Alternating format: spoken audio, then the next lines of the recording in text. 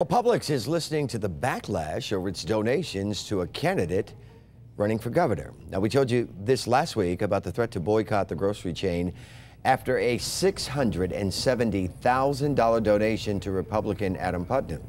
Now, Putnam has called himself a, quote, proud NRA sellout.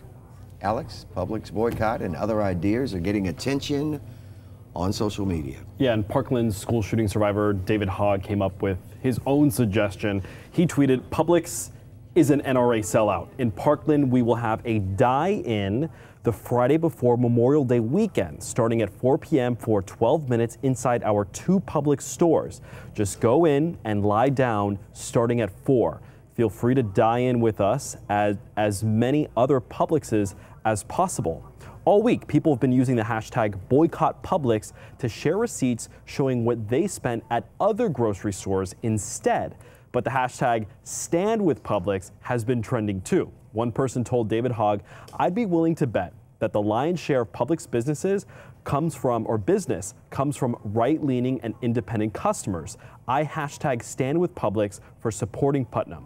I'll be spending $200 plus there this weekend like I do every week." The official Publix Twitter account tweeted a clarification: the company has never directly donated to the NRA.